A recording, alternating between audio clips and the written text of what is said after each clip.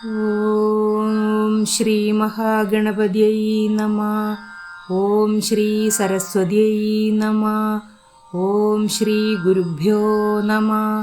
ഓം ശ്രീകൃഷ്ണ പരമാത്മനേ നമഃ. ഇന്ന് നമുക്ക് നാരായണീയം ദശകം 5-ലെ 5-ാമത്തെ ശ്ലോകം പഠിക്കാം. നമുക്ക് ശ്ലോകം ചൊല്ലാം.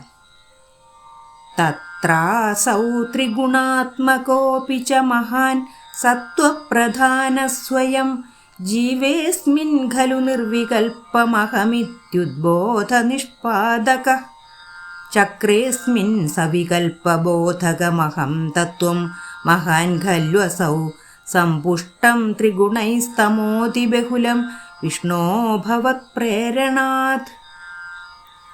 കഴിഞ്ഞ ശ്ലോകത്തിൽ ഭഗവാന്റെ പ്രേരണ കൊണ്ടും കാലം, കർമ്മങ്ങൾ, വാസനകൾ, ത്രിഗുണങ്ങൾ എന്നിവയുടെ സഹായത്തോടെയും മായ ബുദ്ധിതത്വം അല്ലെങ്കിൽ മഹത്തത്വത്തെ സൃഷ്ടിച്ചു എന്നാണ് പറഞ്ഞത്. ഈ ശ്ലോകത്തിൽ മഹത്തത്വത്തിൽ നിന്ന് വീണ്ടും സൃഷ്ടി നടക്കുന്നതിനെക്കുറിച്ചാണ് പറയുന്നത്. നമുക്ക് ശ്ലോകത്തിൻ്റെ അർത്ഥം നോക്കാം. തത്രാസൗ ത്രിഗുണാത്മകോപി ച മഹാൻ സത്വപ്രധാന സ്വയം ജീവേസ്മിൻ ഖലു നിർവികൽപമഹമിത്യുദ്ബോധ നിഷ്പാദകഃ. തത്ര അസൗ, തത്ര ആ മായാകാര്യങ്ങളിൽ, അസൗ ആ അല്ലെങ്കിൽ ഇവിടെ ഈ എന്ന് ഇങ്ങനെ അർത്ഥമെടുക്കാം. ത്രിഗുണാത്മകോപിച്ച, ത്രിഗുണാത്മകഃ ത്രിഗുണങ്ങളായ സത്വരജ തമോ ഗുണങ്ങളും കൂടിച്ചേർന്നിരിക്കുന്നതാണ്. അപിച്ച എങ്കിലും മഹാൻ ആ മഹത്തത്വം സത്വപ്രധാന സ്വയം, സ്വയം സത്വഗുണത്തെ പ്രധാനമായി എടുത്തിട്ട് ജീവേസ്മിൻ ഈ ജീവനിൽ, അസ്മിൻ ജീവേ ഇവിടെ ജീവനിൽ എന്നുദ്ദേശിക്കുന്നത് സമഷ്ടി ജീവനെയാണ്. അതായത് എല്ലാ ജീവനുകളും കൂടിയ ഒരേ ഒരു സമഷ്ടി ജീവനെയാണ് ഇവിടെ ഈ ജീവനിൽ എന്ന് പറയുന്നത്. ഈ ജീവനിൽ ഖലു അത്രേ നിർവികൽപമഹമിത്യുദ്ബോധ നിഷ്പാദകഃ നിർവികൽപ്പം ഭേദഭാവങ്ങളില്ലാത്ത അഹം ഇതി ഞാനെന്ന തോന്നലിനെ ഉദ്ബോധ നിഷ്പാദകഃ ഉളവാക്കുന്നു പോലും, സ്വയം ഉണ്ടാക്കുന്നു പോലും. അതായത് ഈ മായാകാര്യങ്ങളാൽ ഉണ്ടായ മഹത്തത്വം ത്രിഗുണങ്ങളാൽ കൂടിച്ചേർന്നിരിക്കുന്നതാണെങ്കിലും സ്വയം സത്വഗുണത്തെ പ്രധാനമായി എടുത്തിട്ട് സമഷ്ടി ജീവനിൽ ഞാനും പരമാത്മാവും വേറെ വേറെയാണെന്നൊരു അഹംബോധത്തെ ഈ സമഷ്ടി ജീവനിൽ ഉളവാക്കി. ഇത്രയും കാലം സൃഷ്ടി തുടങ്ങുന്നതിന് മുൻപ് ഒരേ ഒരു പരമാത്മ ചൈതന്യം മാത്രമാണ് ഉണ്ടായിരുന്നതെങ്കിൽ സത്വഗുണപ്രധാനം ആയിട്ട് ഞാൻ എന്ന ഒരു ബോധം ഈ സമഷ്ടി ജീവനിൽ ഉണ്ടാകുന്നു. ഞാനും പരമാത്മാവും വേറെ വേറെയാണെന്ന ബോധം ഈ സമഷ്ടി ജീവനിൽ ഉണ്ടായി പോലും. ഇനി അടുത്ത 2 വരികളുടെ അർത്ഥം നോക്കാം. ചക്രേസ്മിൻ സവികൽപബോധകമഹം തത്വം മഹാൻ ഖല്വസൗ സമ്പുഷ്ടം ത്രിഗുണൈസ്തമോതി ബഹുലം വിഷ്ണോ ഭവത്പ്രേരണാത്.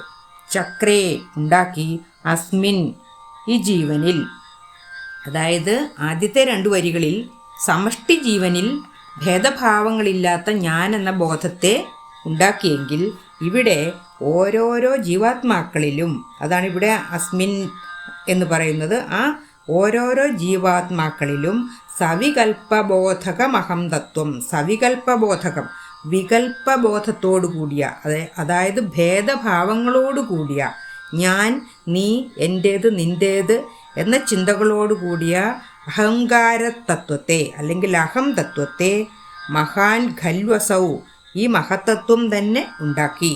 സമ്പുഷ്ടം ത്രിഗുണൈഹി 3 ഗുണങ്ങളാൽ നിറഞ്ഞതാണെങ്കിലും തമോതി ബഹുലം, തമഹ അതിബഹുലം, തമഹ തമോ ഗുണം അതിബഹുലം കൂടുതലായി എടുത്തിട്ട് വിഷ്ണു ഭഗവാനെ ഭവത് പ്രേരണാത് അങ്ങയുടെ തന്നെ പ്രേരണയാൽ, ഭഗവാനെ പിന്നീട് ഈ മഹത്തത്വം തന്നെ ത്രിഗുണങ്ങളാൽ സമ്പുഷ്ടമായിരിക്കുന്നതാണെങ്കിലും തമോ ഗുണത്തെ പ്രധാനമായി എടുത്തിട്ട് ഓരോരോ ജീവാത്മാക്കളിലും സവികൽപബോധത്തോടു കൂടിയ, ഭേദഭാവത്തോടു കൂടിയ ഞാൻ, നീ, എൻ്റേത്, നിൻ്റേതെന്ന് ചിന്തിക്കുന്ന അഹം തത്വത്തെ അല്ലെങ്കിൽ അഹങ്കാര തത്വത്തെ അങ്ങയുടെ പ്രേരണയാൽ തന്നെ സൃഷ്ടിച്ചു.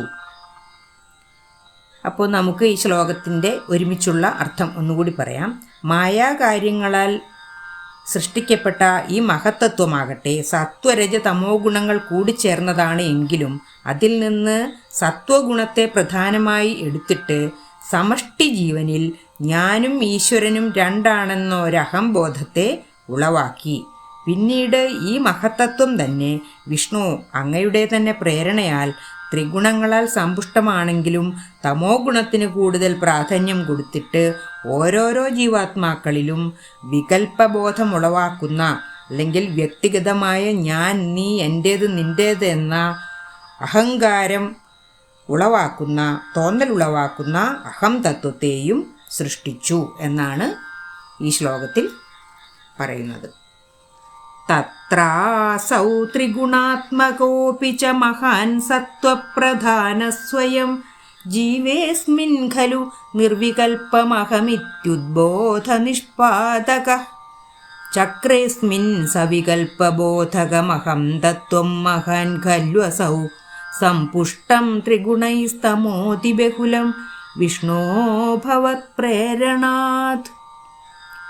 6ാമത്തെ ശ്ലോകവും അതിൻ്റെ അർത്ഥവും അടുത്ത വീഡിയോയിൽ ചെയ്യാം. സർവത്ര ഗോവിന്ദനാമ സങ്കീർത്തനം. ഗോവിന്ദ ഗോവിന്ദ. ഓം നമോ ഭഗവതേ വാസുദേവായ.